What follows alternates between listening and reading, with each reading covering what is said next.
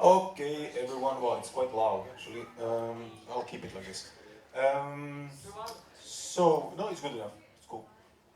Hey, again, thanks for staying on. I think there's a few more people. So again, in the morning we had interchange viewing. We had a bit of a talk with Dane and Andita. This time it's going to be a little bit more concentrated on one specific aspect, and that's going to be actually sound and music. We are talking, or Luka, Mr. Luka, let's give him a applause, has been a sound designer and composer for a number of films that actually Dane and Andita have worked on together, plus a number of other films that I think it's okay if you mention them rather than me, okay? And he will kind of get to some basics. I think that we have actually a few music students as well. You know, it might be to an extent basic for you, you know, but it's kind of cool to see their way of looking at it, or Luca's way of looking at it. So, without further ado, I'll let him take it from here. Thanks. Thanks, Dule. Hi guys, my name is Luka, you know, like in the song, my name is Luka Susanna Vega. I don't know if you know the song. But she says that the guy lives on the second floor, I live on the 8th. So that's the only difference, right? Yeah, so basically, I've been a movie composer for movie, theater, and TV commercial and TV series composer since 1991. So that's a long time. Moved to Malaysia in 2006 and then started working on mostly movies here. But also I did a lot of commercial work. Right? So basically I thought today we can kind of keep it informal. You know, hey, it's not like going to be a lecture or anything. And anytime you have a question about anything, you just feel free to ask. I'm planning to kind of cover a few different points about the role of audio and music, basically sound in movies throughout the history, and then maybe move on to, you know, what shaped like me as a composer and a sound designer, what were my influences. Maybe after that I was planning to show you a scene from the interchange. How many of you have watched interchange this morning? All of you, right? Okay, so all of you. Yeah, so basically that might be interesting for you because I'm planning to show a scene like sound by sound layer, different layers, you know, because when you do the sound design you have different things, like one of them is called the dialogue, one of them is called like the Foley, the sound effects, then the music, so I want to show you how these things come together in the final scene. Maybe show you a little bit more examples, talk about, you know, how to approach the music scoring, talk about the sound design, and then finally about the final mix. Because here's the thing, like, I am a movie composer and a composer, but at the same time, somehow I ended up being the sound designer as well. And then, when I started doing movies in Malaysia, I guess because I'm a freak control, you know, I also ended up doing the final mixes of the movie. So basically I do all this stuff as one guy, right? So, yeah. I prepared something, it's 8 minutes, it's like, I try to put as many things in one video clip so you guys can get the idea which styles as a music composer you need to cover, you know, how different the projects can be. And I would like to play that to you now.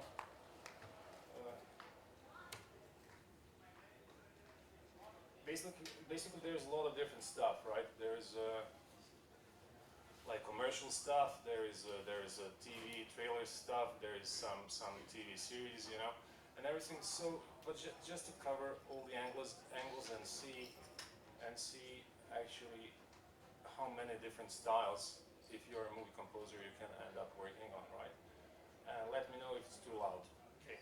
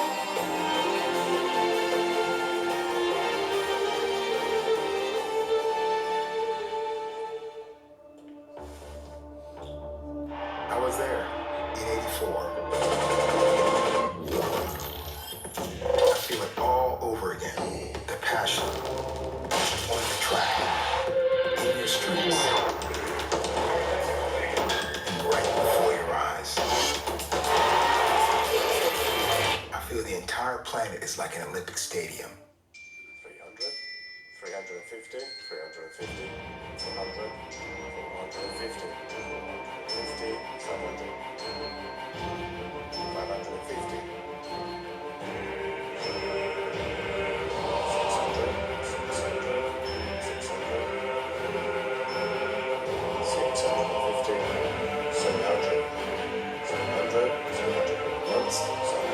twice, so to the jungle on the right.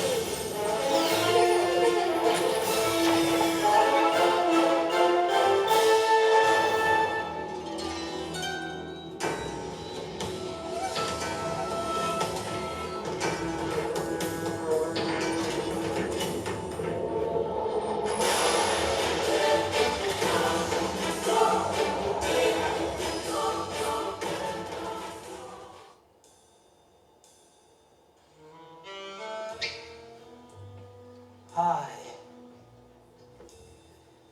I'm Wayne. How you doing today? No. Tell me about it.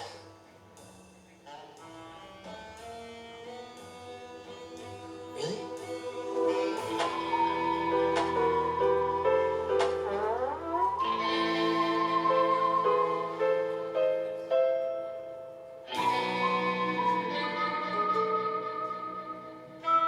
Try it.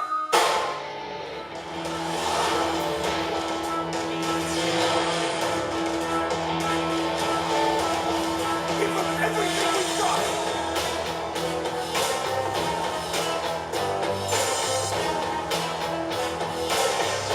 Come and get it! We must fight as one!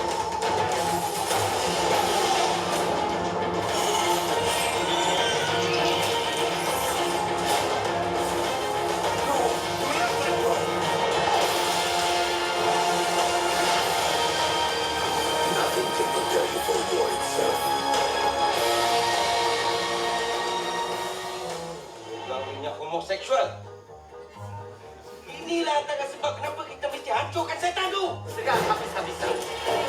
Segar macam main bola. Clannad! Clannad! Jom.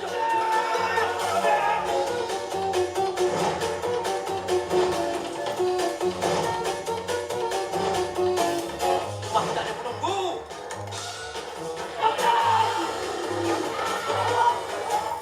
Kau ni betul cakap betul cakap. Aku tak percaya. Kau cakap tidak. Setan tu. Panggil dulu.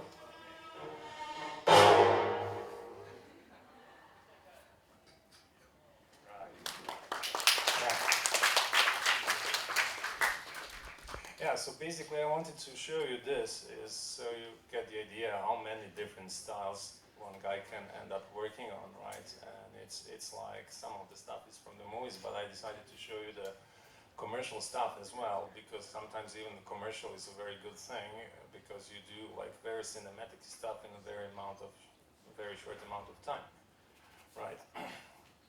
So yeah, I mean, as I said, when I would like to tell you something about inspiration, right? Are you guys all like movie students, or are there any people who study music here and sound? You study music, so there's two, if I'm correct, right? Yeah. Okay. Cool. Yeah. I mean, here's the thing: as film composer, I think it's important to know what you like, what inspires you, right? And I think the first thing that ever inspired me as a film composer was basically when I was 7. I heard this beautiful piece of music called Rhapsody in Blue by George Gershwin. Does anyone know that? Right? Yeah. So it's an amazing piece of music, right? And when you're a kid and you're 7, you don't know that you want to become the film composer, but you can actually feel that there is something in there. So the first thing after I heard that thing was, hey, I said to my mom, I want to play the piano, but I didn't know that I wanted to become the film composer. So I would like to play you just a little bit of that, so you get the idea of how many different styles there is in that piece of music, right?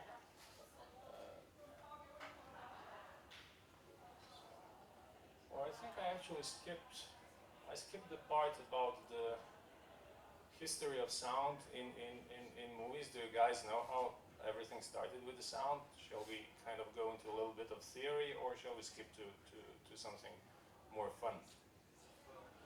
Theory. Huh? Oh, they like to hear the history of it. You would like to hear a little bit about the history. Okay, I put down a few notes because my short-term memory is quite bad, so I can't even remember what I watched yesterday, but long-term memory kind of works. So basically, you know how how the movies started. It was late 19th century, and they appeared as a very short kind of curiosity, basically, and they used to play them, Dula corrected me, in circuses, right? I said in saloons or in vaudevilles, right? In places like that. And in the beginning, they didn't have the technology to record the sound. So you would usually have a guy sitting behind the piano playing the music, because if there was no music, there was something missing. And I think they realized that from the very, very first time they made the movies, right? They needed some drama, they needed some emotion, so that's why they had a guy who would play this music, right? But then later on, they kind of started making movies which had the soundtrack, right? But they didn't have the technology to record the dialogue. So basically, these movies were called silent pictures, right? And in them, instead of the dialogue, you would have something called dialogue cards. So whenever a character said something, you wouldn't hear it because there was no sound, but you would see this dialogue card. So here's a very short example. You've seen how this looks like, but I'll just show you anyway of that, right?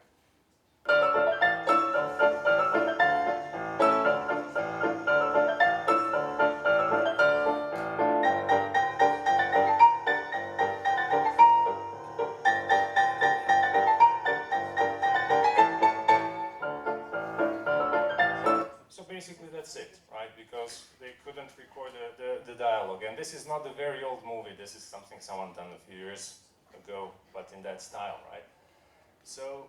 But the music was there, and usually it was the piano guy playing, and usually this was this funny sounding piano music, right? But then I think in the late 20s, they came up with the technology to record sound, and then the movies with the dialogue, with the proper dialogue, started replacing the silent movies. And these were called talking pictures or talkies, right? So they called them like that. And of course, like from that point on, the sound as we know it now in movies in terms of like proper movie scores with the orchestra, with the dialogue, and later on with the sound effects, started to happen.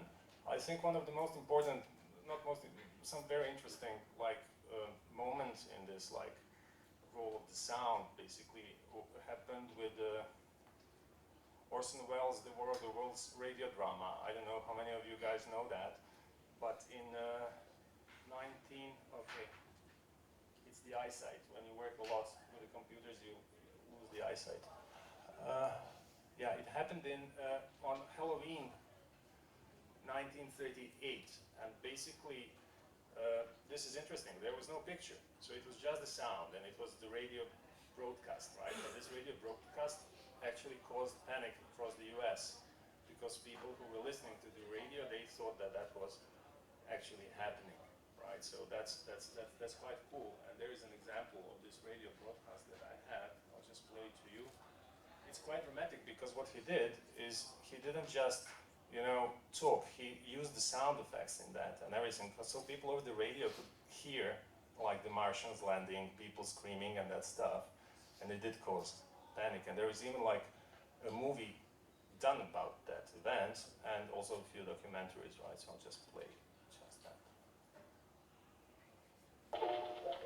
We are bringing you an eyewitness account of what's happening on the Wilmot Farm, Grover's Mill, New Jersey.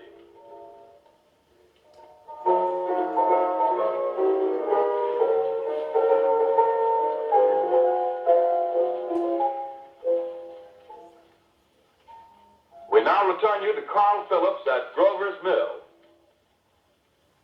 I think it's more happening later on. Ladies and gentlemen, I can say it now. It's a white humped shape is rising out of the pit. I can make out a small beam of light against a mirror.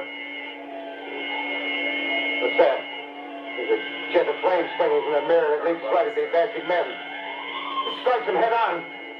Lord, they're turning into flames. The whole field's caught up by the woods of cars. The gas tanks of the automobiles spreading everywhere. Coming this way now, about 20 yards to my right. So you basically get the idea, like in 1938 on Halloween night when you hear this stuff on the radio, it might, you know, cause panic, right? Yeah, the next thing was, I think the sound design, as a sound design category, got introduced at the Oscars, I think late 60s, but the first movie with a proper sound design as we know today was the Close Encounters of the Third Kind in the 1977, you know, the Spielberg movie. Have you watched that movie? Has anyone watched that movie? Yeah, right. You have, cool. Yeah, it's a very cool sci-fi movie. It's really something, right? Really impressive. So you should check it out. So the next thing in this sound evolving for the movies and sound and music was actually the use of surround sound. So that started happening kind of late 70s, and one of the first surround movies that was played in theater, but it wasn't like the 5.1 or Atmos or 7.1 as you know it today with the subwoofer or something, was Apocalypse Now. Have you guys watched that movie? Yeah, so that was the first time they used like a split surround sound in the cinema, but the first time they used like 5.1 surround was, I think, Batman Returns in 1992, and from there on it's basically what we hear today, but today, yes, we have the DSX and Atmos formats. So, yeah, that was the brief history of how the sound actually evolved and how we came to where we are today. Right. I think basically another interesting thing that started happening not so long ago was, you know, here's the thing. Usually you have sound in the movie, so sound design, and then you have the music, and then you have the dialogue, and all these things are kind of separate, right? But what started happening like around 2006 or something, when I've noticed that, was that, you know, actually the music was becoming more like a sound design, and sound design started becoming more musical. So the line between the sound design and music actually started to blur. And I think that's a very interesting approach to you know, putting together the sound of the movie, because it makes it much more immersive, right? So that's basically the short history. If you want long history, we can, but I think we shouldn't. Is that okay? Yeah. Okay, cool. Yeah. So I was talking before this. I was talking about this George Gershwin thing, right, which inspired me to become a. It didn't inspire me to become a composer because I didn't know what a composer was at that time, but just to kind of go the music way, right? I'll just play you just a very short example of that, so you get the idea.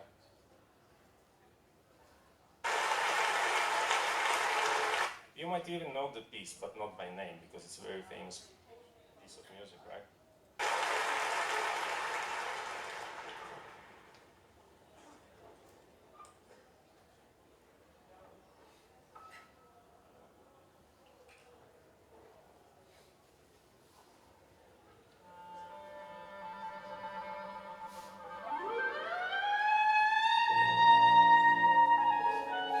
Anyone knows this?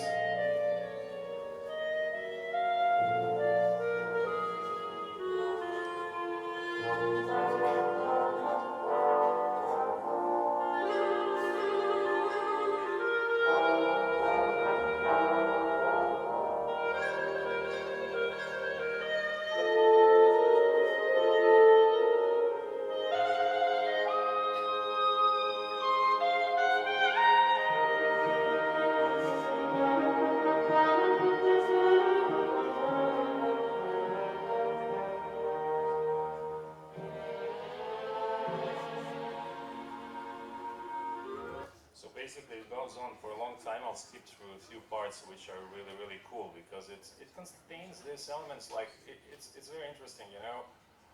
It's not scored specifically for the movie, but some of these parts of that piece could have been, because the stuff that you hear like in Star Wars, like Leia's theme or something later on in this piece of music, actually you could take them from here and use them in Star Wars.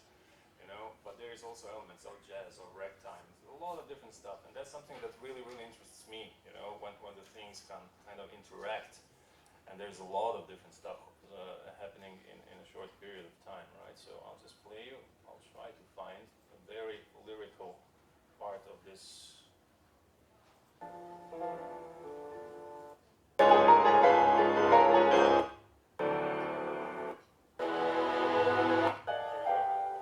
Okay, this is beautiful.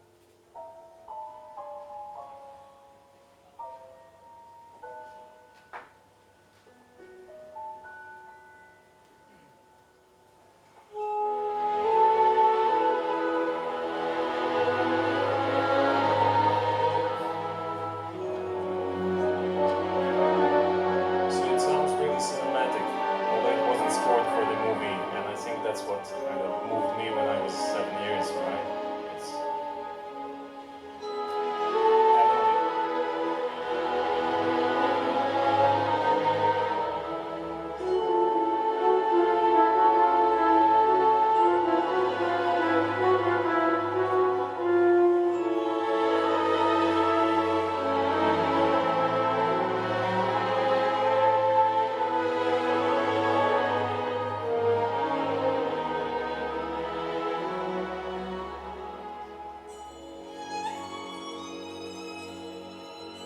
It sounds like music from Schindler's List, actually, if you think about it, this part. So it's all connected.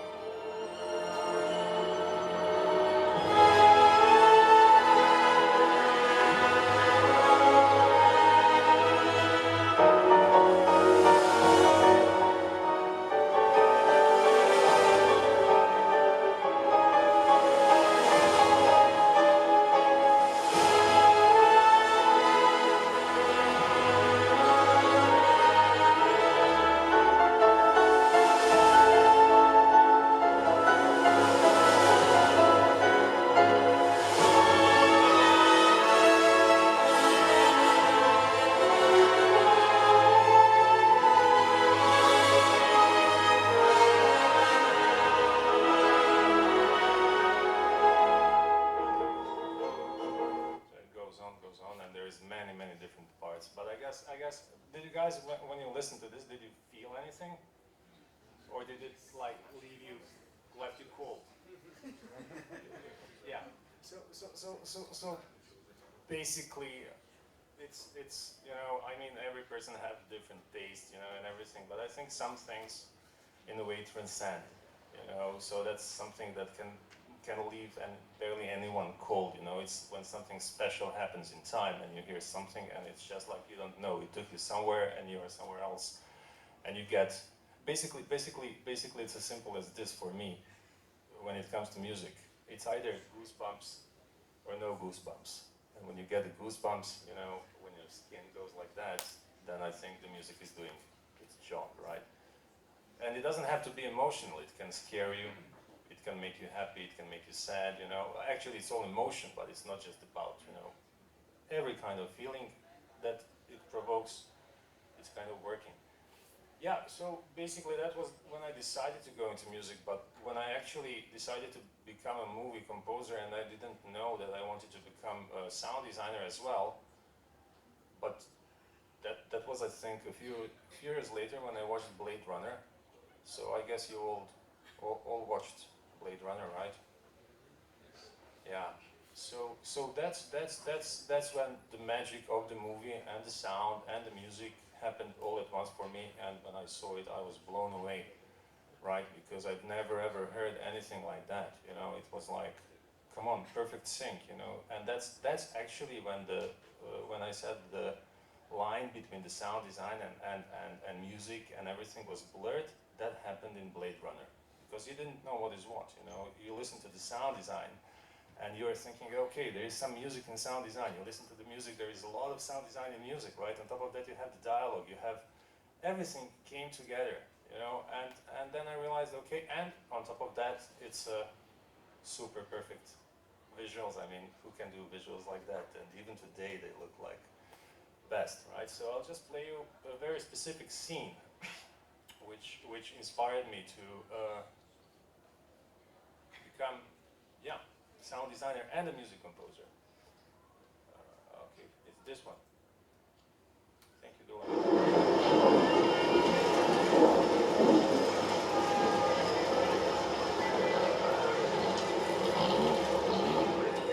Yellow 3, I'm maintaining 4,000. Approach to business.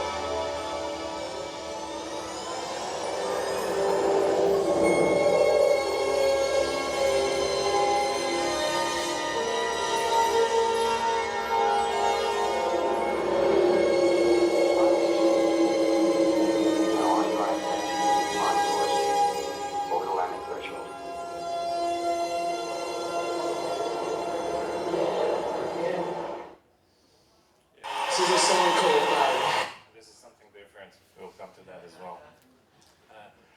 Yeah, so basically, you know, at least for me, this is what I call, of course, not just this, but this is like movie magic. And of course, the sound and the picture were not amazing, but the magic happened, and it was really, really, really something, right?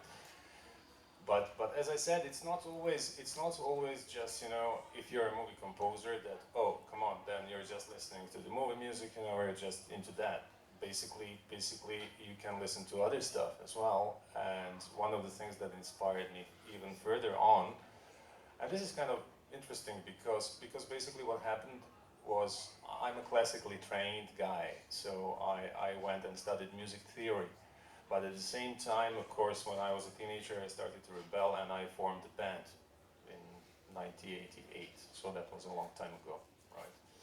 So it was a constant clash between this like, okay, I'm studying really hard, I'm playing the piano, and actually I regretted asking my mom to, you know, let me play piano when I was a kid because I hated practicing piano. So the thing is, then I wanted to become, you know, like these guys, but this is also what inspired me to become whatever I'm doing today. So you guys know U2 as a band? I'll just play you. This is like I was 12 and it was Live 8. And I guess if you watched Bohemian Rhapsody recently, and even without that movie you would know about Live 8, right? So my point is why I'm playing you a rock song. Because for me, it doesn't matter, you know, which genre it is, but it's kind of the things that inspire us, right? So this is also one of the special moments for me when I said, okay, something is happening, couldn't explain it, but I realized, okay, this is gonna shape me in this way or another. So I'll just play you just a little bit of this, right, just the beginning.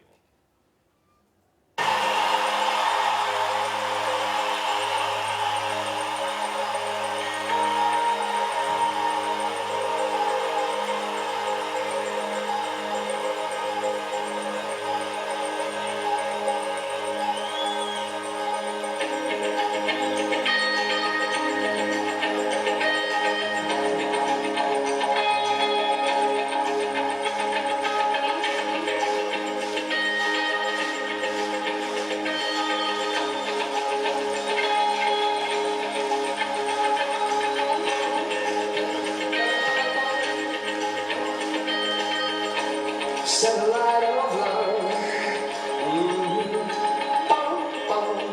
Satellite of love, boom, boom. Satellite of love.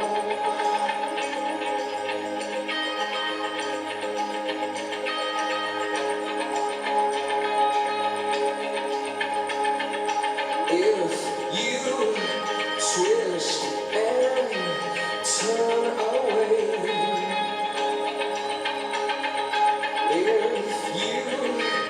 I'll just skip to the end because it's a very long performance and he goes really, really emotional. And I just want to show you the amount of energy that happened there. So let me just find, okay.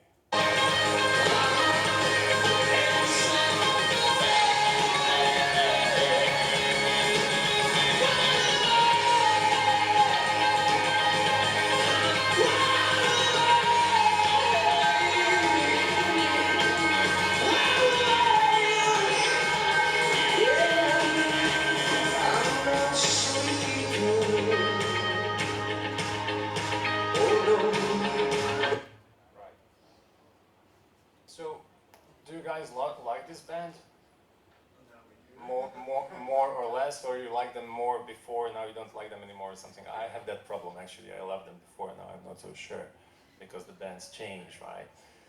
But the reason why I'm playing you a rock song is like because I keep on coming to this thing, like for me the music is emotion, energy, doesn't matter which genre it is, you know, and anything can inspire you, anything can affect you, you know, anything.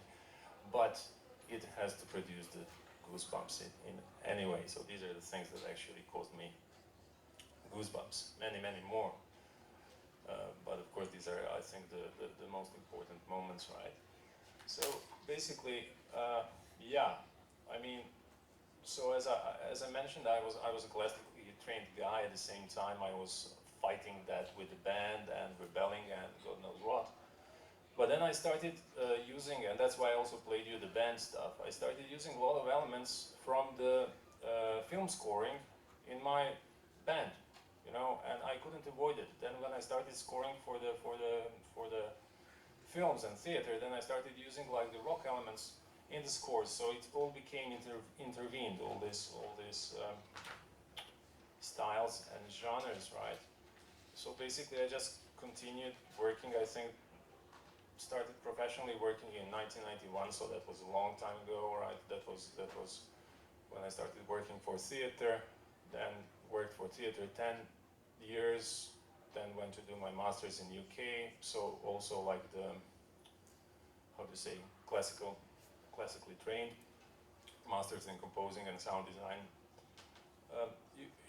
You watch Bohemian Rhapsody, right? So you know when Queen meet, like for the first time with Freddie, and that's in a college, and that's in front of, I think, the college cantina.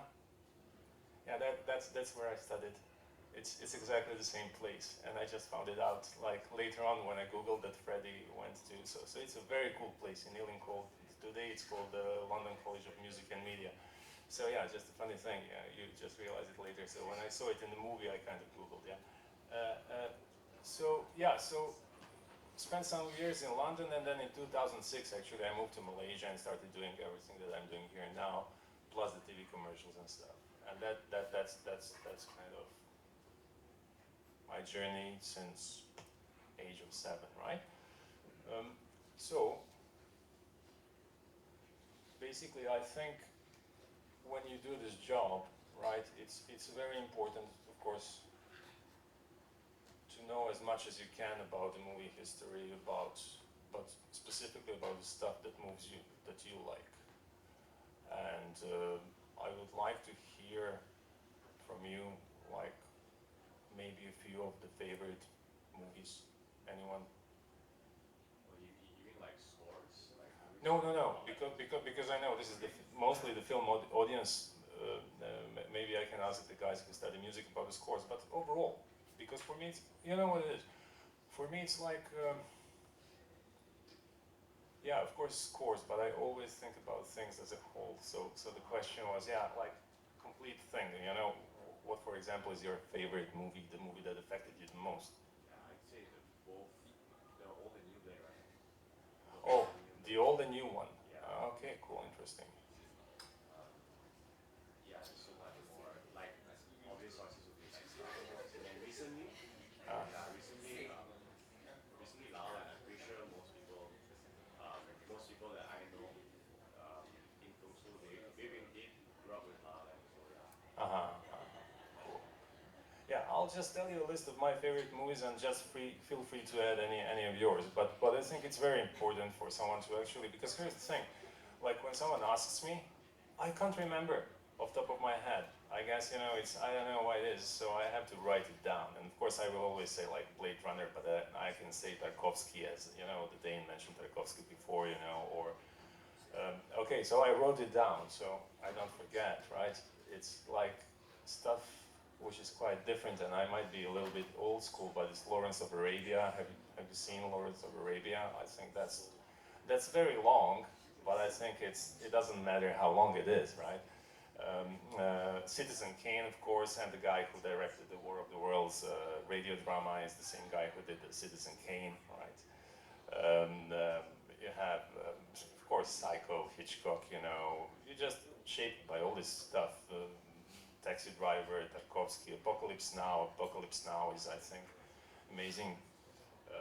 Of course, Blade Runner, Alien. You mentioned Star Wars and everything. I didn't put them in top of my, like, yeah, because they shaped my childhood and everything, but it's just like, I love them, but there are some things I love even more, you know what I mean? So, war movies like The Thin Red Line. Has anyone seen The Thin Red Line movie by Terrence Malick? That one, in terms of score, and in terms of like everything, how everything clicked together, it's quite amazing movie. So you should check it out. Have you guys seen Once Upon a Time in America? Also very long. You see, there's a pattern. I love very long movies. It doesn't. Thank you so much, Dwight. Yeah, I think you know, it kind of affects Korean movies like the Old Boy and The Host. Have you checked that? You know that? So, you know, that's something more recent, or for me, if we are talking about more recent, I'm not like Marvel, everything cool, but there is something like more interesting, which is like District 9, you know, that kind of movies. And when I'm talking about scoring for the movies, and why I'm mentioning those movies is like, now I can't whistle a theme from these movies from the top of my head, because as I mentioned a lot of times, I don't remember a lot of things, so I have to check them out. But what I do remember, and why I played you all these kind of examples, is actually the feel they provoked in me as a guy who does that job, right?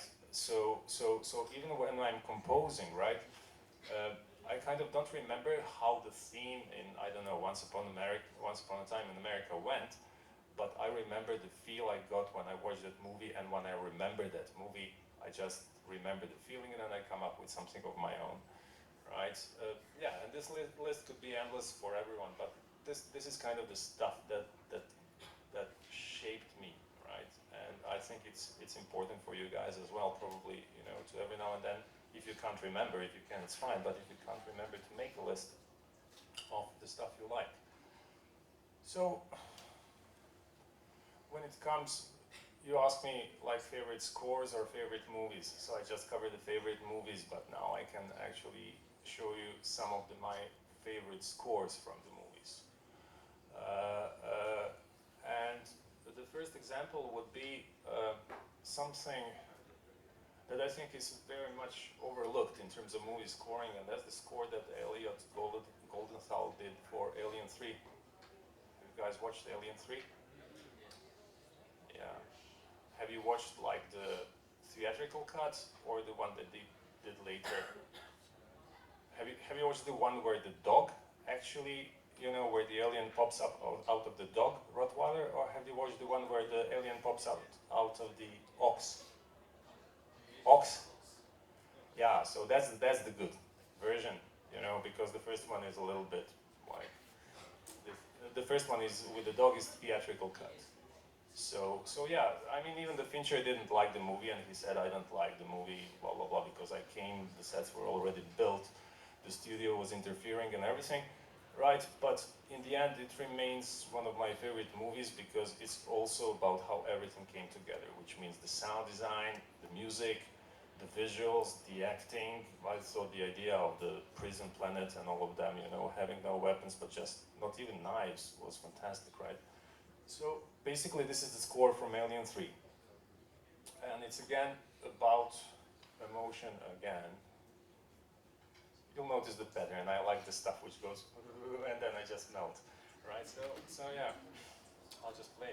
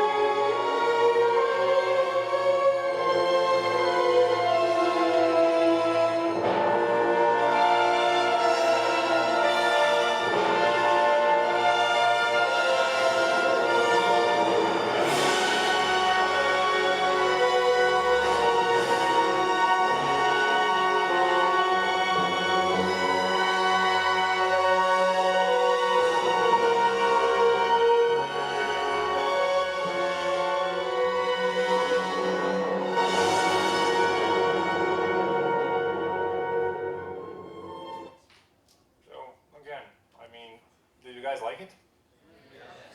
Do you think it was like in any way boring or not emotional enough or not intense enough? Yeah, it's quite intense. I don't know, for you who watched the movie, it's actually when she throws herself into this molten lava, not lava, but molten iron thing, and decides to kill the alien. And you know, it's the very finale of the movie, right? So again, for me, emotion and goosebumps. And I missed one, and I guess you all know this. I have to just find it. The monkey. The monkey scene? Yes, the monkey scene. Yeah. Where is the monkey? Yeah, it's just above the alien. It is. Thanks. I saw it from the beginning. Right. Yeah, it's just my eyeglasses.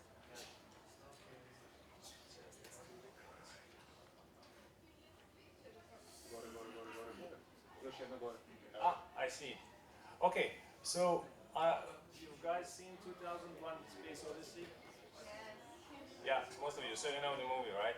Yeah. So now I'll play you just that one scene, right? Which I think it's also kind of amazing, and we can discuss it later.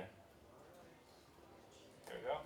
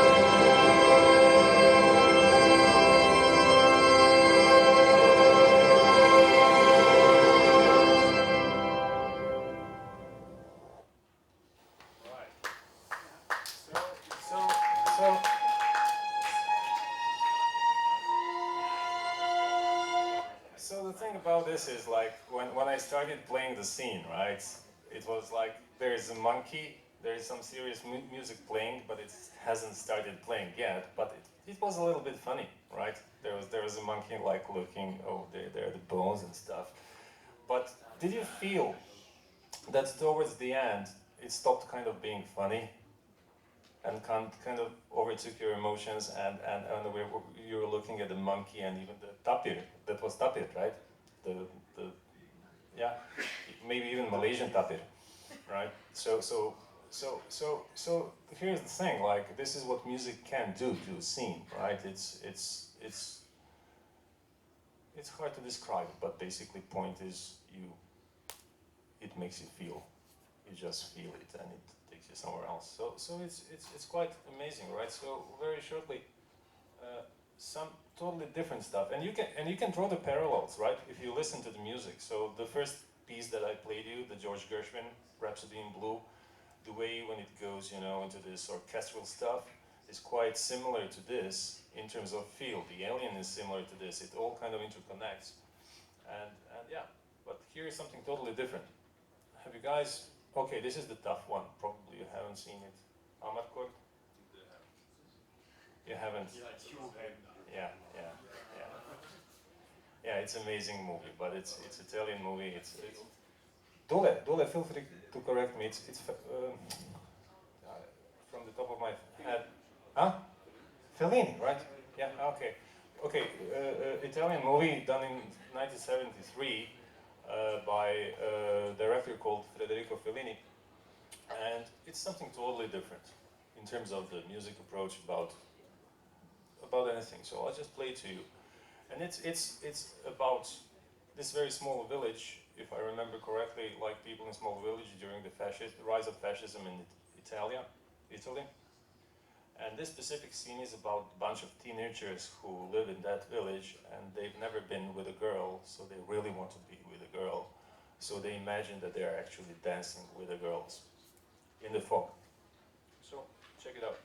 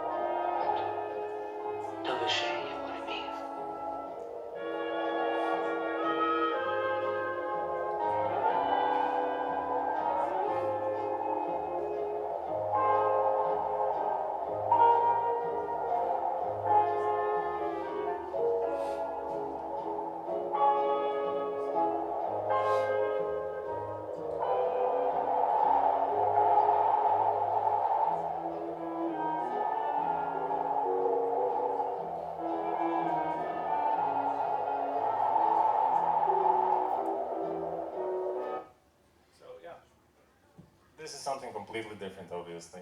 But my question is, did this affect you in any way? Yes or no? Who is like, no, it didn't? Yeah, cool. That's cool as well, because this is when, I think different factors come into play. So it's totally normal, and it's a matter of taste and everything. And then again, you haven't seen the same movie, and it's actually quite old in a way. So yeah, I'll play one more.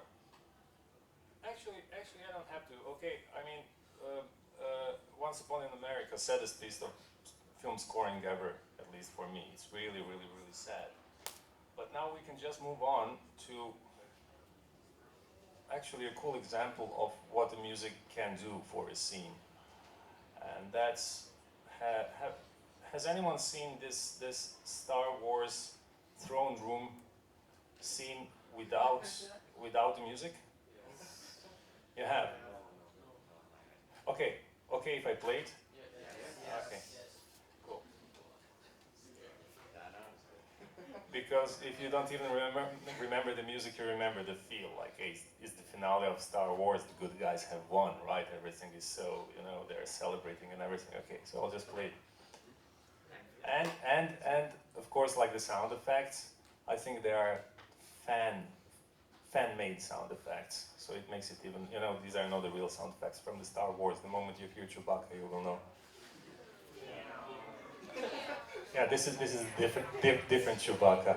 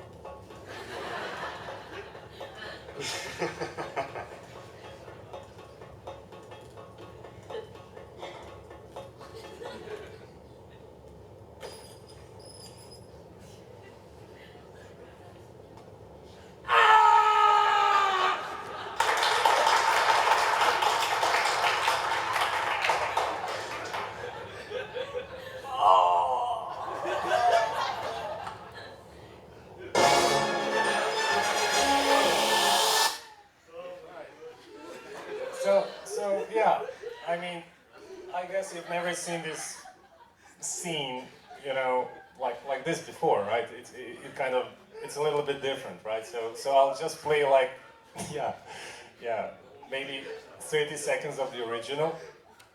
Uh, yeah.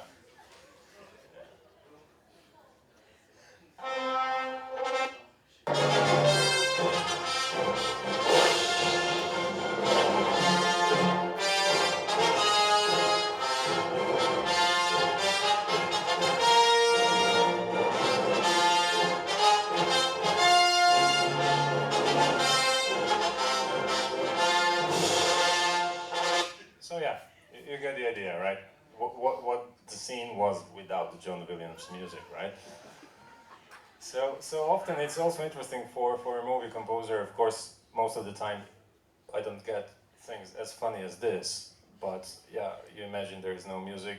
Basically, what you have is silence, right? And it's silence, and you start from there, and then you have to figure out what you're going to do for the scene to make the scene work. And in the end, to actually make people totally like care for what's going on, right? Yeah, I mean, this is mostly all of the stuff that I wanted to show you in terms of examples, and I think we can now skip to something else, which would be a scene from Interchange. But also, okay, this might be funny as well, not as funny as the Star Wars, but it's interesting. Let me find it. Yeah. So basically, when you have a sound and music in the movie before the final mix, you have all these different elements of sound. And if you guys know, there's elements like, of course, dialogue, which is okay. But do you guys know what the Foley is? So basically all the movement clothes and much more than that, but footsteps, all the movement, you know, then you have ambience, which includes either rain or sound effects, you know, sometimes ambience can even be a room tone. So you have room, if you don't have a room tone, which is basically a noise, if the characters are talking, you know, and you have a dialogue over it, it's not gonna sound convincing enough because there is no something which you hear in the real life. So it's almost like subconscious, subliminal, right? And then you have like the sound effects, and of course on top of that you have music, and the final thing is the final mix. So I will play you first just a little bit of the scene, the fight in the rain from the Interchange, but just with the dialogue and the ADR, and something that we sound guys call grunts. You know what the grunts are? Yeah, so, yeah, stuff. So I'll just play to you. You watched this in the morning, right? I asked already. Okay, so you know the scene.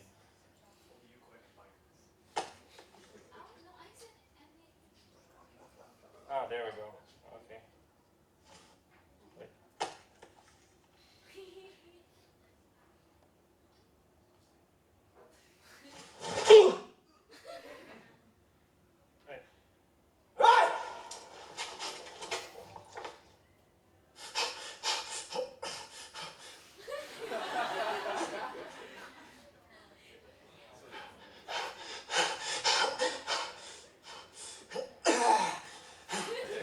It sounds like it's not from this movie, right? But from some other kind of movie. Yeah.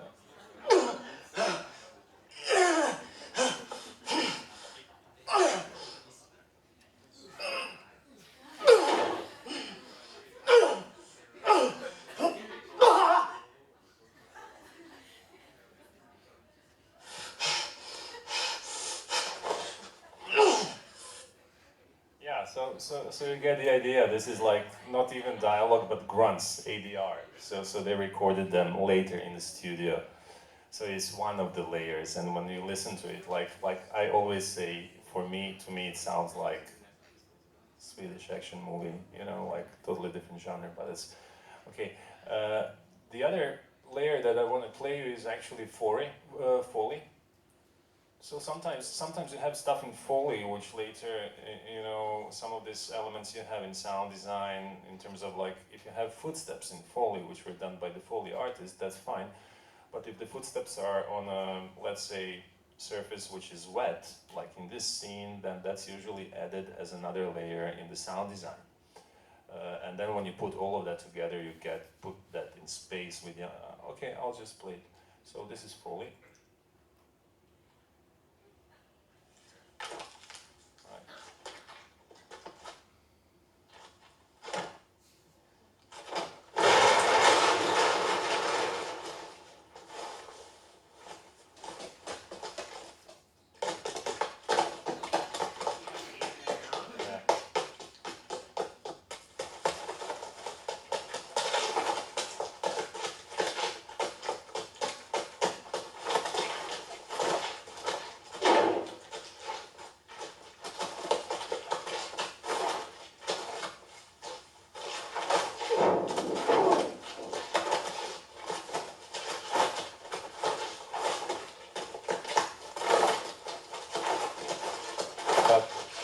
But there is no punches, because the punches would fall under the sound design category. So I'll play the sound effects now.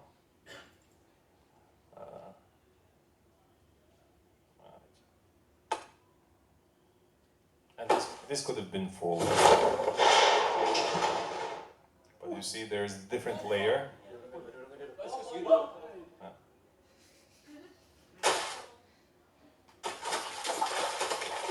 And a different layer of footsteps.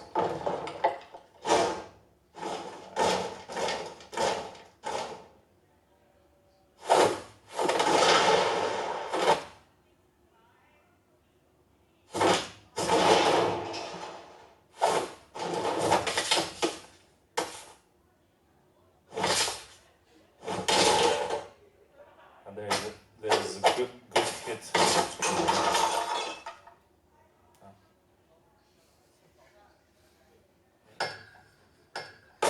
There is one I really like. I mean, I like it all, but there is one that I really like.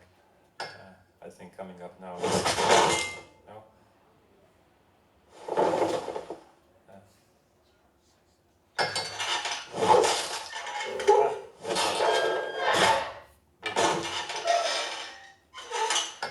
So you see, like, you cover basically everything that is on the screen. I mean, there's a metal gate, of course there is punches, but you just think about everything. And very important thing when you think about the sound is actually you don't just think what you're seeing on screen, you think what might be happening off screen if you're trying to recreate that very space that the characters are in. Actually, you have to take all these things into account. The best example for that would be actually firefight. If you have a firefight in the movie, right, and everyone is shooting, so you're not always going to just cover whatever sounds you see that are happening on the screen. You will, especially if you're working in surround, you will cover everything that's going. If a sniper is there, but you don't see him, but he actually shoots at the character in there, of course you're going to make that sniper firing from there. Just think of the war movie, actually, how many things you have to do off screen, the things that you don't see. Okay, so basically we'll move on to ambience. And this is really cool because in interchange, and that's also something which I kind of did, and I think it works on the subliminal level. So you don't think about it when you hear it, but the thing is that what I did with the ambience in interchange was I like to kind of make it alive, to react to what's going on in the movie. So basically when you have, maybe this scene is not the best example, but you have many different ambiences. You have the jungle, you have the city ambience in interchange, and all these things are not in their normal everyday levels, because the city is basically oppressive towards the characters that you don't even know are the good guys or the bad guys, but the Birdman and all of them come from the beautiful Borneo thing, and they're stuck in the city. So the city is actually much more unpleasant in interchange. When they open the door, you know, of the car, you can hear like, okay, this city is really, really, you know, really not in a good mood towards this guy. But then they close, you know, then they go to like something which is silent, and then of course we try to make it like even the jungle in the end, you know, and where they go to hide to make that contrast, which is beautiful. So there was a lot of things to think about, right? And the rain was very important in interchange as well, because the rain basically reacts. In this scene, at the very beginning of this scene, which I don't have here, it's like the man is talking to Belian, right? And as the intensity grows and you see that it's going to end up probably in conflict, basically what happens is the rain reacts. So the rain starts like the normal thing, but the rain kind of creeps in and becomes, you know, like louder, louder, louder. So the rain has a musical crescendo in a way, you know, and when the shit hits the fan, basically, you know, it just explodes. So I'll just play just the ambience and then just talk about another aspect of ambience, right?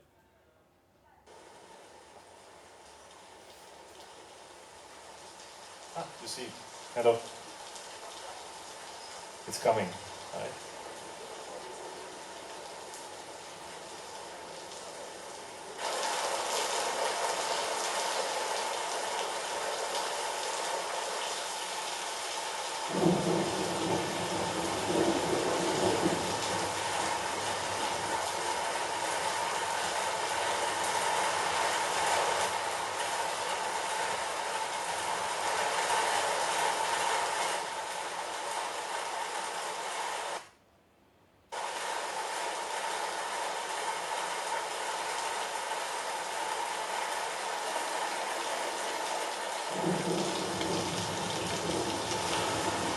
So it's depending on the angle, it's a different sound of rain. Depending on the camera angle, especially in surround.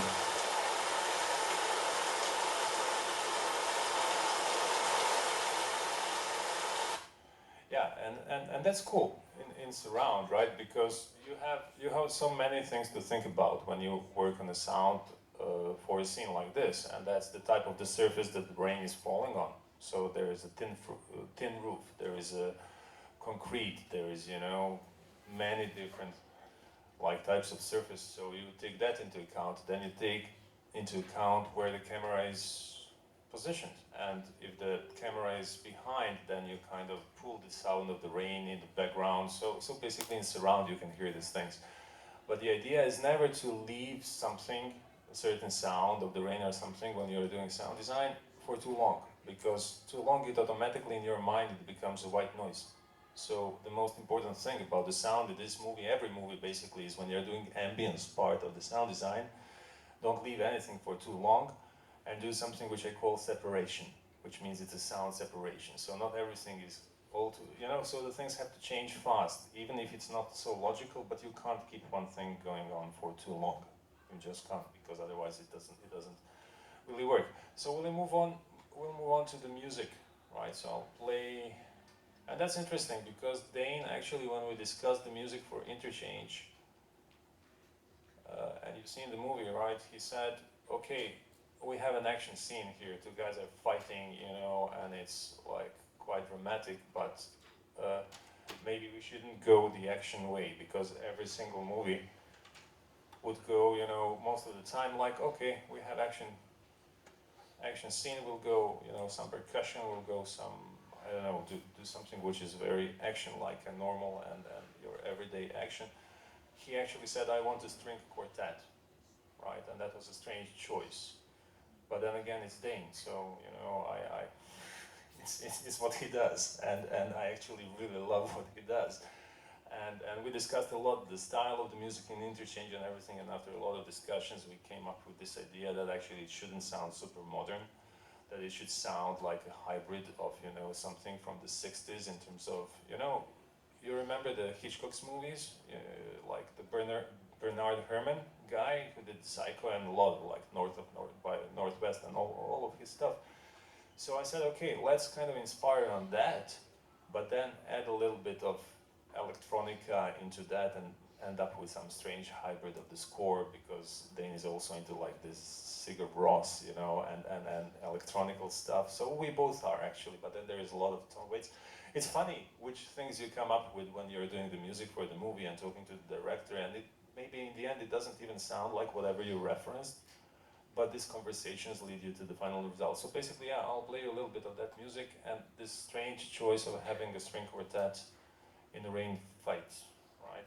Which later, by the way, at the end of this scene, if you remember, when I spoke about the Blade Runner, Dane actually gave me the Blade Runner moment, because the guy picks up the guy in the rain, you'll see in the end, and that's very like Blade Runner inspired, so I was really happy for, you know, like, hey, I can do something, yeah, for that. So, yeah.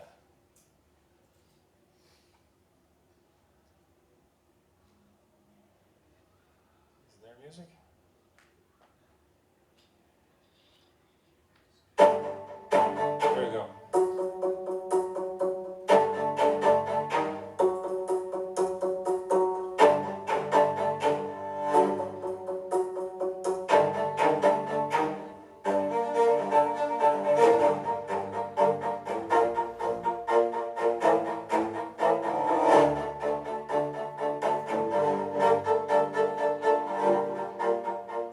So it goes like that, right? But it's a strange choice for this kind of scene, right? And then I will skip to, let's say, another part of the fight, which is, oh, something is wrong with this, which is, yeah, when they actually start fighting on the rooftop. So usually, you know, there would be action music here as well, but probably not in this type of film because of Dane. So I really like what we came up with in terms of different approach, right?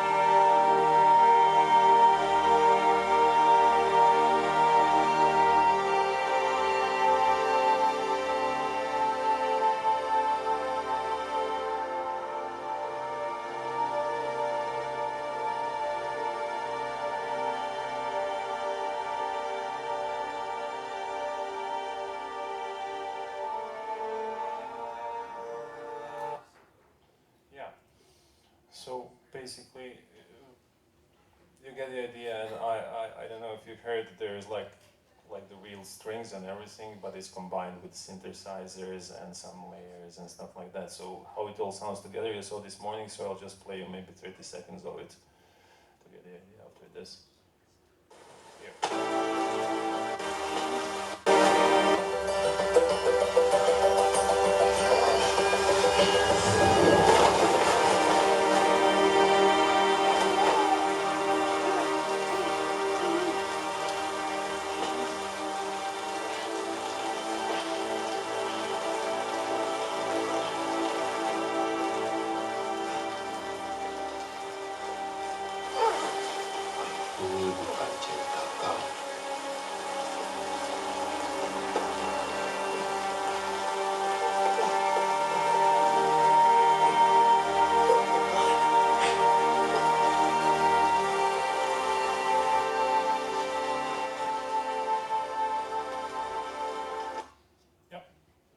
So that's basically when you dissect all the elements of the sound in the movie, then you come up with this funny sounding stuff.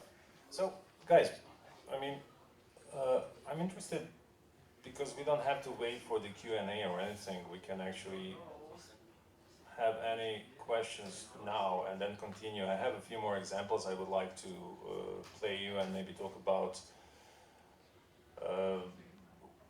You have a question? Okay. How does the editor and the sound designer work? Oh, actually, most of the time they don't. It's like this. Editor usually puts in the temporary sound effects when he's doing the edit. And he also puts in something called temp music. So basically, this is the music they think might fit to the scene, but it is not originally composed as a guy who comes later as a composer. But in terms of sound effects, most of the time they don't work together, but editor puts something which is temporary in terms of the sound effects, so they can imagine what's going on in the edit in a better way. But what usually happens is when we get the picture, like the sound designers and the composer and everyone, then we, most of the time, if not all of the time, redo all of the sound designs. So basically just replace what was there, you know, because he works with some stuff which is sometimes, you know, downloaded from the internet, free stuff or something, and then the specialized audio companies or guys who do the sound design have the, like, really, really amazing sound packs, right?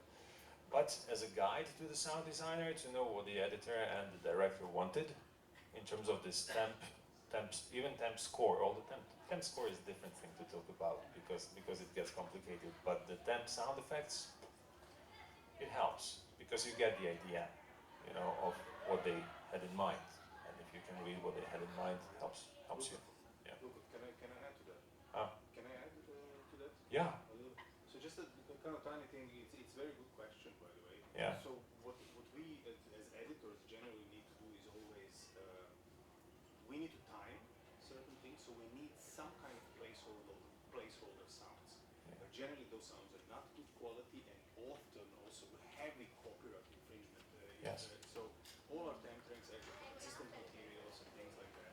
The composer literally sees that only as a reference or a moved reference coming from the director and literally remakes the whole entire from scratch. But in the ideal world, actually, it would be really cool, you know, if there could be some correlation, and actually it happens sometimes. It's not like, but not very often, right? But if it does, you know, if you're in sync, if you are in the process early on, you know, then actually a composer or the sound designer can even talk to the editor. Sometimes composer can even do some of his own music before they start editing, you know, to see, even after he reads the script, so they can use that music instead of the temp music. Temp music is different thing, yeah. So I have a question.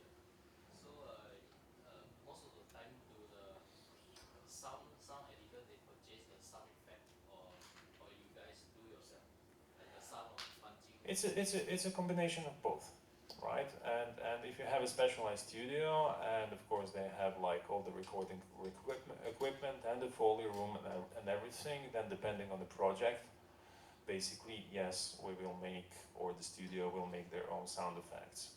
But then there is this thing like called also sound effect libraries, and professional ones are really, really amazing. And you know, it depends also on the timeline. You know, when you work on a movie and you don't have a lot of time, basically what happens is, like, you need something quick, you don't have the time to go and record it because the deadline is ticking. So basically you go to the sound library and take the sound effect that you like. But usually that's not how we do it, because even in those libraries we don't like to take something which is already completed as a sound effect. So you have the separate layers of these things, you know, let's say even the doorknob or something, and then you combine and come up with your own. And that's called like layering of the sound to come up with your own sound effect from many different layers of the sound. Right, so I hope that answers your question.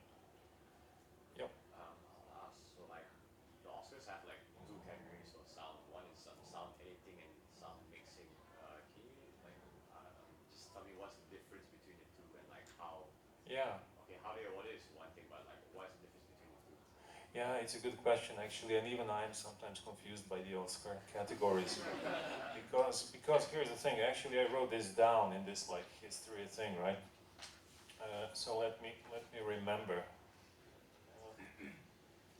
Basically, okay, the way I call it, and I'm right, not the Oscars, right, is of course kidding, but it gets confusing. I know why you're asking that, so let me just find it.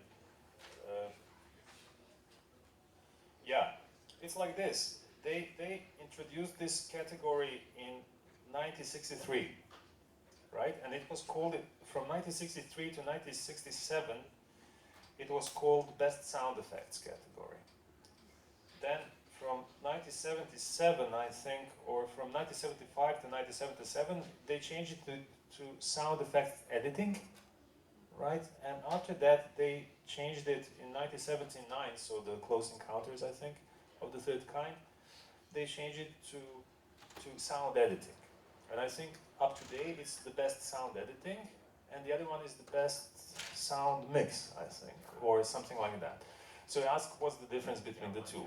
So first I, of course, like said, this one, they keep on changing the names, and I call it sound design, basically, you know. So it's all, for me, it's sound design, because, and what's the difference? The difference is this, like, basically, when you're working on a sound design on the movie, and what is sound design to start with? Sound design for me is putting everything, the movie soundscape, together, right? So all the elements, and even including the score, which means just creating the soundscape of the movie, you know, how everything works together. And you can, it's a good question, because actually that's what people also do in the final mix. The same thing, they're putting the same elements together, they're balancing all the elements together, different elements. But the difference between the sound design and final mix is, I think, sound design is a process which is in a creative way different, because you are building the world and you're doing something called pre-mix, which then goes into final mix. So in the final mix, most of the creative decisions are already made, you know, and then you do the tweaking, or maybe add something or something, but actually putting the world together from all these elements that I showed you guys, like Foley and everything, and creating a believable world out of that would be the sound design. Sound mixing would be the final polish. So like audio levels I have. Yes, but you know how it is. There is never, like, there is a certain rule, but it's there, like, it's not just that, because you can happen to have a very bad, uninspiring sound design, and then go into final mix and try to actually fix as much of that sound design in the final mix. And when you're doing that, basically you are also doing the sound design in the final mix, if you know what I mean. So there is never a rule of thumb how it works, but yeah, theoretically it should work like sound design is done, you know, you kind of build a world, and then yes, you're tweaking in the final mix. But I'll tell you one thing, like final mixes today, they can become extremely complex. So it's really like, you know, it's not just tweaking anymore. It's a lot of creative input, a lot of decisions in the final mix that you have to change, you know, how to treat this sound. For me, the question is always why. I always ask why. Not because it's like that in the real world. I need kind of a reason when I think about the final mix, so it gets really deep in terms of thinking about that. But yeah, I mean, they spent, you know, Mad Max, you watched Mad Max. So here's the thing, on Mad Max, because it's a very complex movie and George Miller was trying to achieve something a little bit different from your standard sound design and standard mix, and even the standard score in a way. So that's why he hired the Junkie XL guy. So when they were mixing that, they spent, according to Junkie XL, 10 to 20, not days, but weeks in final mix for Mad Max. So you can imagine that's, if it's 10 weeks, that would be 2.5 months, right? If I'm correct, I'm not good with math.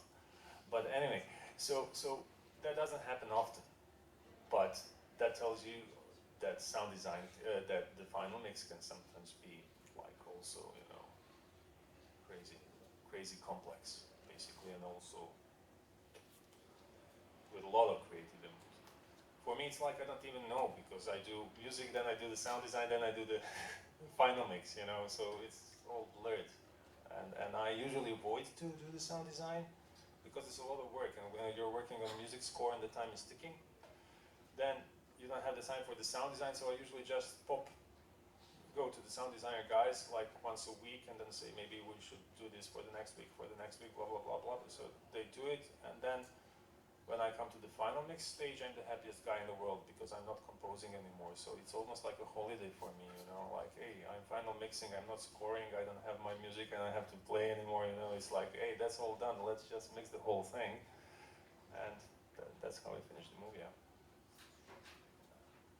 Shall we play some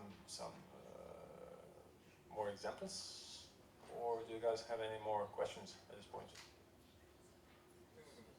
Play a few and then we can do some questions and then we have some. Yes, okay. So, let me just check.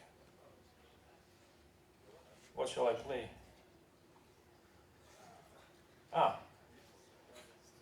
Okay, talking about sound design, actually. Now I can play an example, right? Have you guys seen Dokun?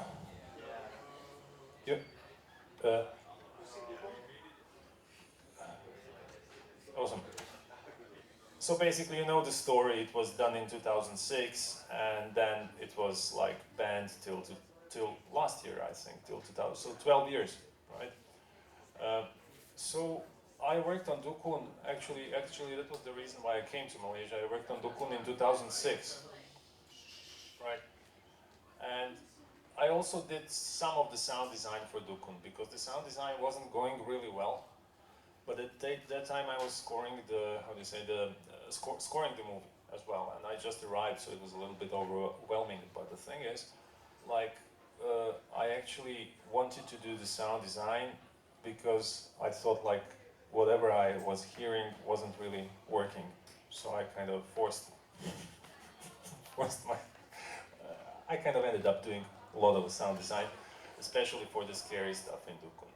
And interesting thing, when I mentioned, you know, the dialogue and how do you say, the ADR and everything, so they shot in the actual prison, in Pudu prison, I think. It's not there anymore, but at that time it was. So basically that's where she was hanged. Mona Fendi was hanged in Pudu prison. So they shot, I'm not sure if it's in the same cell block or something, but basically they were in the place, and of course, like the stories start, you know, and they hear ghosts, see ghosts and everything. Even I saw ghosts on final mix, right?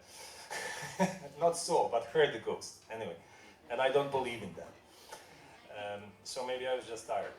But anyway, so they were shooting this thing in prison, right? Yeah, ghost. And then they recorded the location sound. So basically, Umi Aida, who is the main actress, who plays this shaman in the movie, she was making all these sounds, right, and everything on the location. But the location sound was bad. So what happens when you have a bad location sound is basically you replace it with ADR. You get the actor into the studio, and he just recreates whatever, you know, he did on the location. So anyway.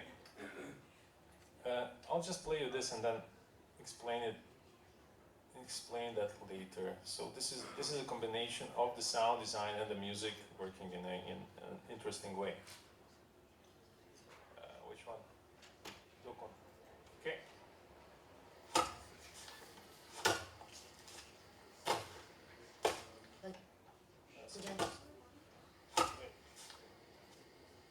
Bagi aku jantung tu.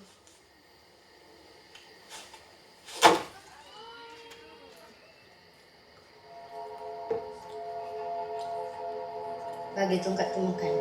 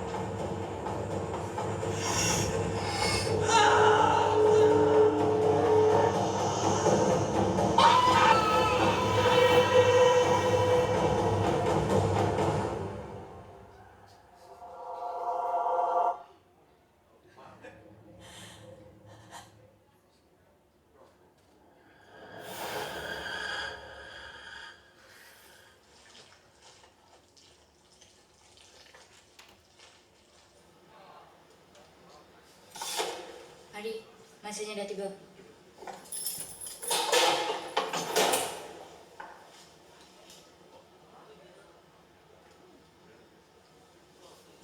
Selamat pagi.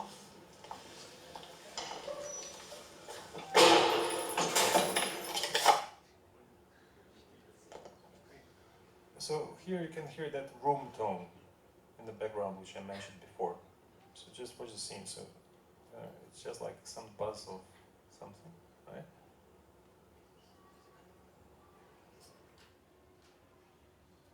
Now it stopped when she opened the eye, right? And then it's back. But it's hard to hear because there's this thing and the noise from the aircon. Yeah. Yeah. Selamat pagi, huh?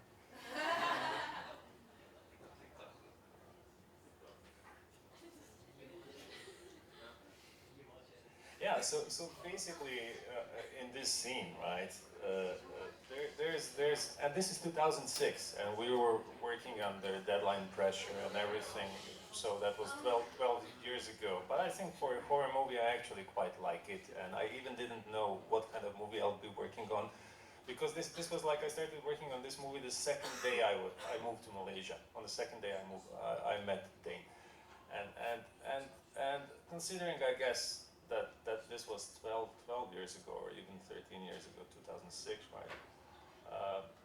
All the deadlines and everything, I think, at least for me, it sounds a little bit unpleasant, the whole thing. So it's not super pleasant when you see her in the cell and everything. And it could have sounded different if actually the sound design followed exactly what was going on the screen. But I don't know if you've noticed or haven't noticed, it's just like a lot of things are off. Actually, a lot of sound effects are off. They are not exactly on the point.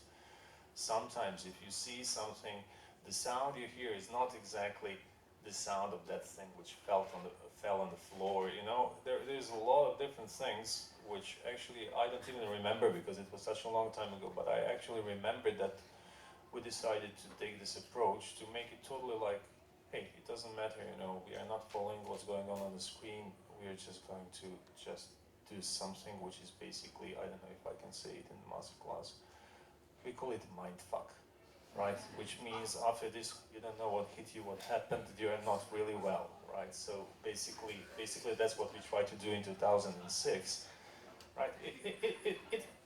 It really describes what it is, or at least, you know, I think it kind of works. So yeah, yeah, there's a lot of different ways to do the mindfuck thing, so this was one of them, but when you're watching the final thing, you don't even know what the heck happened, but the thing is like, something happened and something was off.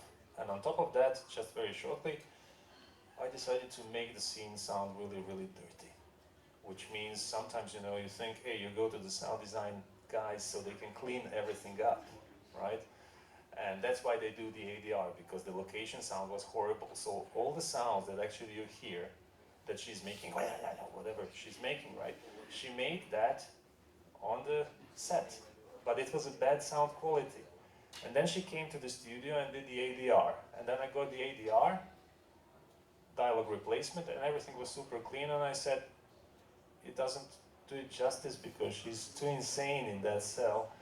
So I actually just put back the sound, location sound, which was bad. And I think it really helps because the scene is, the cell is so disgusting, whatever is going on, you know, is so disgusting that actually just using this bad quality sound for her growls and everything actually helped you, make you feel even more uncomfortable, right? So yeah, that's basically kind of the approach to this scene. And then why I mentioned the room tone is like, she's sleeping on a bed and then suddenly she opens her eye, right? And usually in this moments, and the original sound design we had in the movie was she opens her eye and there is a, you know, like it scares the shit out of you, some sound effect, which is like, whoa. And that's usually how it's done, and that works. And then of course working with Dane, like we came up with this idea that we have only the room tone, and in cinema actually you can hear it quite well, and it gets really, really like unpleasant, but when she opens her eye, even the room tone disappeared. So basically what happened was completely the opposite. There was no scary sound effect on her opening her eye, but all the sound disappeared.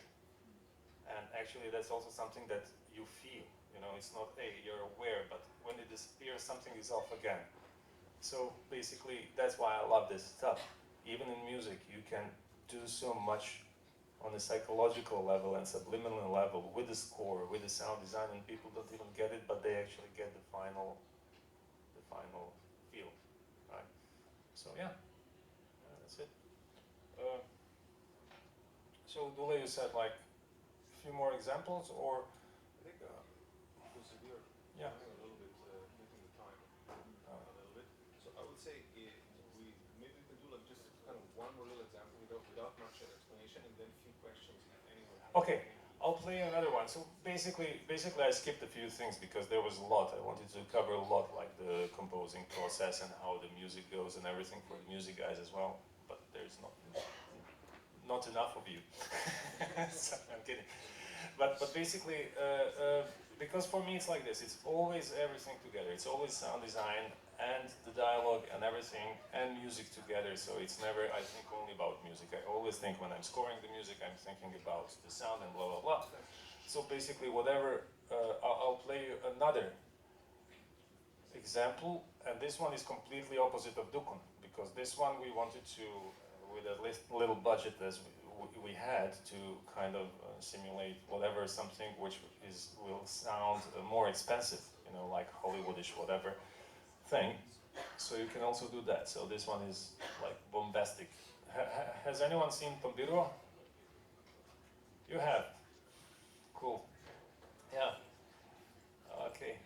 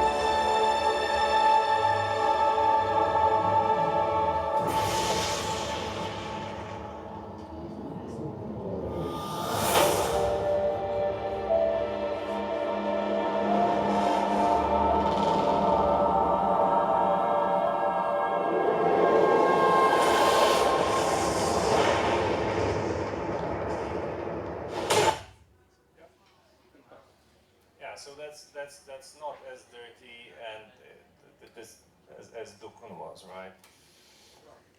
Yeah.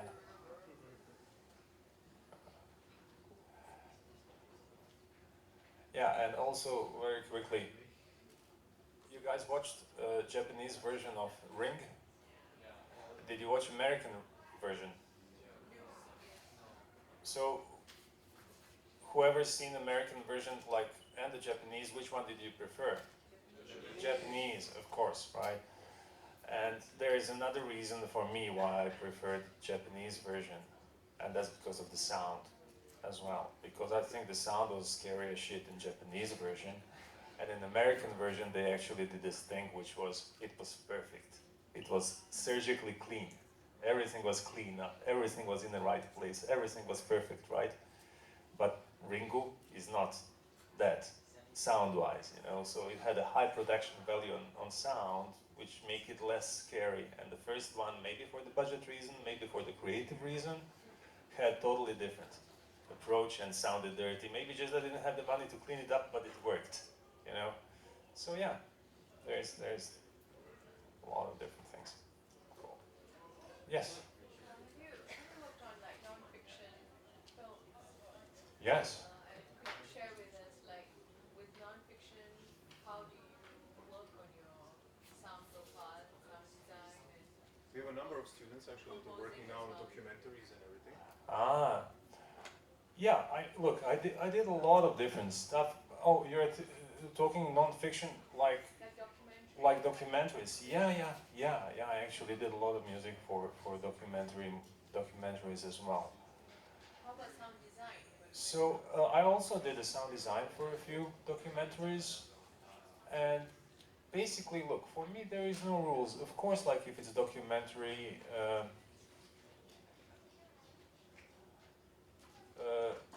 then you start your viewpoint. You start from the viewpoint where actually, okay, you're gonna capture what's going on the screen because that's real, right? But that's your starting point, and then depending on what director had in mind, even documentary can go crazy in terms of sound design. So it's not necessary. But I think, okay, the normal process would be, okay, you just do what's normal, what's going on the screen, that's fine, and then see if you can go somewhere else. Because I know, like, Dule worked on notes on lightness, right? That's documentary.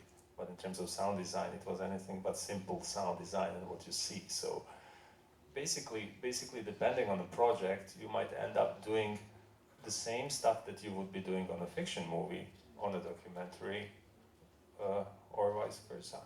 But probably not vice versa, because whenever you work on a fiction movie, basically you add a little bit of movie magic. On documentary, you either keep it real or go somewhere. It really depends on the movie. It really depends on the movie, right? Music-wise as well. So like when you worked on the non-fiction films that you worked on, were the sound palette or the sound design planned out during pre-production or production, or is it something that is covered later? oh, usually in my case it was covered later. Usually it was covered later. Let's say I did this documentary about the guy. Unfortunately, I don't have it here. It's quite insane, actually, about a guy who goes into minefield with a pitchfork because he's sick and tired to wait for the mine squad to come to his area to take out the mines. So basically he said, fuck it, I'll do it by myself. So he takes a pitchfork, and he's a character, quite a character, that guy, right? And he goes into and finds the mines and actually dismantled the mines. And he goes into minefield, so, you know, he can just... And my crazy friend director followed him into minefield with a camera behind him to actually shoot the documentary. So when you do documentaries, you shouldn't do that. Or anything with mines, you know, included, or imminent death, you know, and stuff like that. Probably not. And you have drones nowadays, you know, so it could have been done, yeah. And this guy also goes into Yemen war zone, you know, but he's that kind of guy, right? But basically, when you do sound for something like that, you know, it's interesting because the guy is so unreal as a character that you don't have to enhance that in terms of sound design. You just leave what it is. You know, you leave it realistic, but you're looking at the guy, and whatever comes out of his mouth and his actions is so surreal that you don't have to do anything with the sound. Just leave it as it is, and maybe sound. You know, I tried, like, music-wise, I tried like funny music on a guy, ended up with the funny music, but then you realize funny is different. You can do different kinds of funny, right? But in the end, it's a very sad story. You know, and the mine guys that he didn't want to wait for, one of them died in the process of making the movie. Anyway, because the story follows the mine dismantling squad and this guy, you know, and it's comical, but at the same time it's horrifying. So, yeah, I guess in that one I didn't do any surreal sound design. And they had, to answer your question, they even had some production sound, and even the explosions of the mines were shot on the locations, you know, and the thing is, because they're so loud, sometimes they're louder, they clip, you know, so they're basically louder than the recording level, they go into red, clipping, digital clipping, right? But actually I liked the effect of that, because I thought, okay, that's actually was my approach to sound design in that film. Because I left the sound of the mines, which clipped, so it was also not perfect. There was no more headphone, but somehow it kind of sounded like in the top end, hard to explain. I left it there like that, like location sound, imperfect. But I think on a subliminal level it really helped because it was really unpleasant to hear it, you know. So for me it's no rules, basically. Really depends on the project, but there are no rules. There are certain rules. Yeah, you start with them, but then the project comes in, everything changes. Everything. Yeah.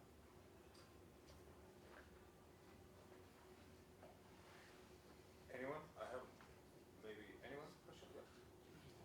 Yep. What kind of plugins do you use for strings and brass? Strings. Well, I use a lot, right? But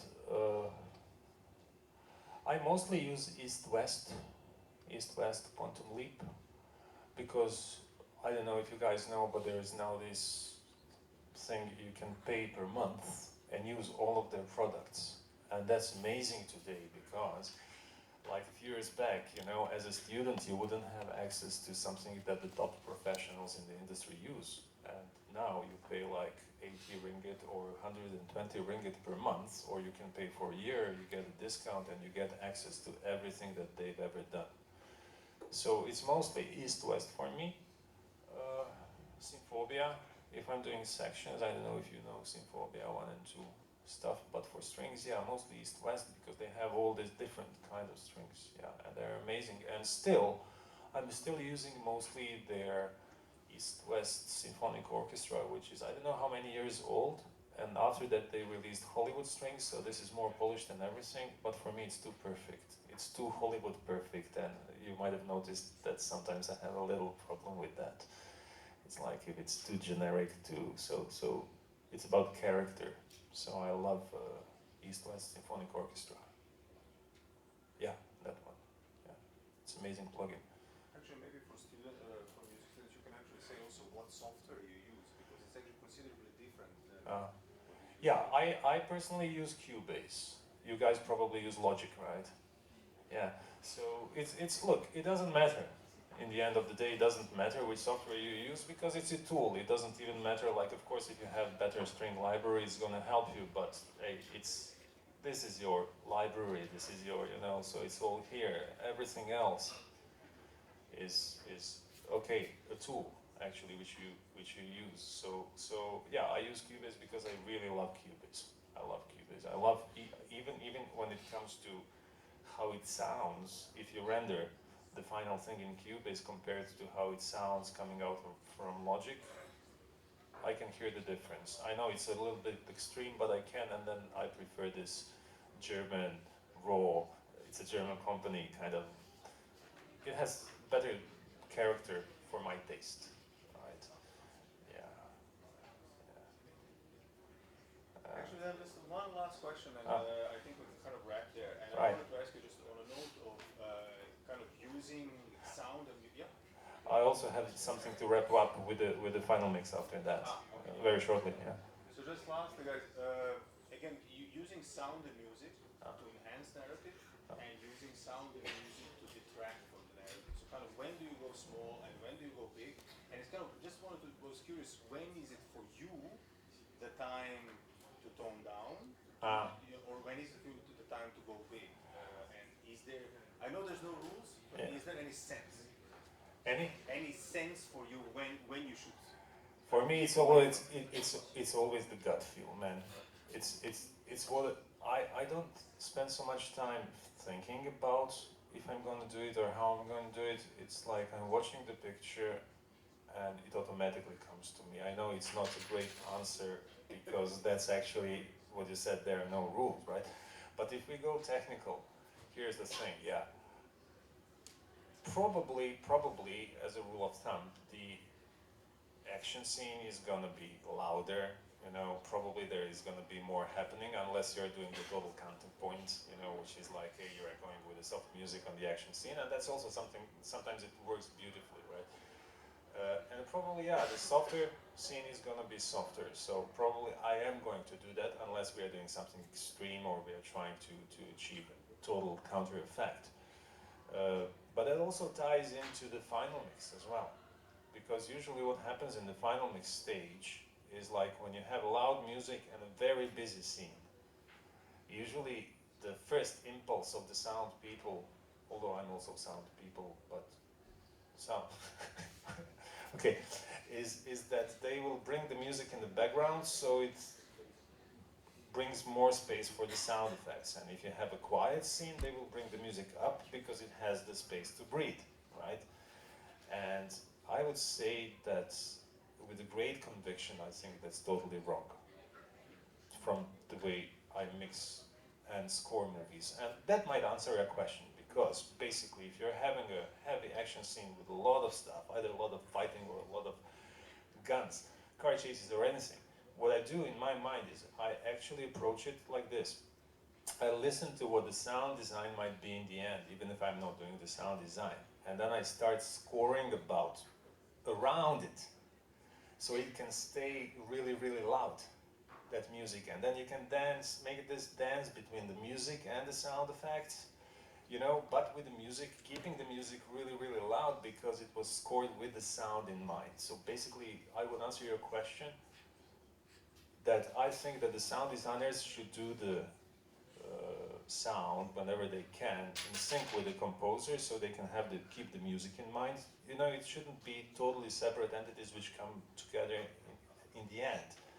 And the composer, when he composes, should always think about what kind of sound will be in the scene and actually, you know, score with that in mind.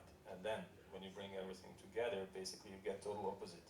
I get loud music in a loud scene with busy, you know, sound effects, and I get soft music in a very subtle scene. And the reason why I don't go with loud music in a soft scene is because it usually makes it cheaper, you know. It does, because my rule of thumb, and we say there is no rules when I'm mixing the music, even when I'm scoring, I usually never go higher if it's an underscore beneath the dialogue than what the ambience is. Because then you can still hear the ambience, right? But that's just the starting point. Then you have swells, the ambience disappears, the music swells up, you know, and blah, blah, blah. But if it's just like two characters talking, it's emotional scene, right? Something's going on, there is an ambience, let's say they're in a park, the music is not going to be louder than the birds or whatever, you know. If they're even in the room, I want to actually hear, like in Interchange, you have some really, really soft music because there is a room tone and they're talking really, really quiet. Right, but the music doesn't go above. So something like that. Yeah. Just one more thing, if I can add, because I was inspired with this question, like what software do you use, or you know, so basically about technology. Technology is fantastic, right? It gives you like the opportunity, even to the editors. What you know, there's free edit. Like it's crazy what's been going on in the last decades, right, and where we are now. But it's really not everything. And what I said is like, doesn't matter which software you use, doesn't matter. It does matter, it does help, but I'll just show you something. It's not even a music example. Basically, Interchange, right? Interchange had its world premiere in Locarno, at Locarno Film Festival. And it's an amazing film festival. There is 8,000 seats, you know, it's an old city in Switzerland, you know, it's the city square, it's huge. So basically this is how it looked like, see? So this was the world premiere of Interchange, Locarno, Switzerland. So this is only the part of the audience. The screen is huge, one of the biggest in the world. You know, the sound system is to die for. It's like, yeah. And this is trying to capture the whole thing, right? Yeah. So it was an amazing experience to be there, right? And usually, but here, yeah, the projector is the size of the small house. Yeah, so it's just. The speakers are the size of, I don't know. Anyway, but it's really, really beautiful, open air, amazing thing, right? And to watch your movie world premiere there, it's just like amazing experience. But here's the thing, speaking about technology, right? What we did with Interchange is we went to do the final mix at Imagica. Imagica is at Pinewood Studios in Johor Bahru, right? So it's an amazing room. It's also Atmos, it's quite big. All of these rooms where you actually do the final mix are quite big. And that's good because it gives you the idea, okay, this is how it's going to sound in the cinema. But it's also too perfect in a way because sometimes it's much better than the cinema. So there's a lot of things you have to think about. But basically we did that. Dane and Andita were not happy with the mix. I was not happy with the mix. So I came up with this crazy idea and I said, guys, like, what would you say if we actually take the stems from Imagica and I final mix the interchange in my guest bedroom, in my studio? And the Dane was like, oh, you're crazy. And Andita was like, let's try because we have nothing to lose, right? So I actually ended up mixing that thing after we went to the big studio in my bedroom. So what you're seeing here is the interchange in Locarno, but it was final mixed.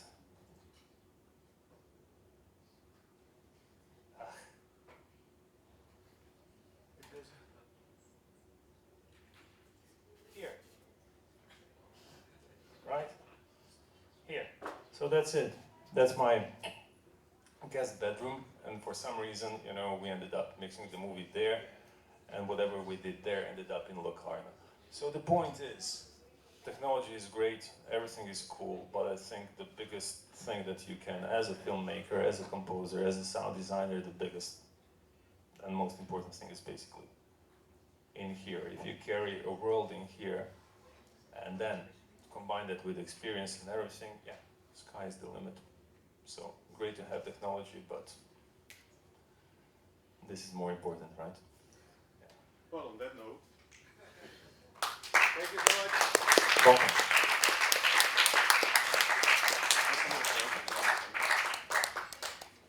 Hey guys, anyway, I hope this was to an extent, well, informative, kind of a starter about, you know, sound in film and music in film in general. Again, you know, for CMA students, this might actually be kind of, you know, bread and butter. But hopefully just to get you going to what extent actually it's a complex and highly demanding part of production. So again, thank you so much, Luka, for coming.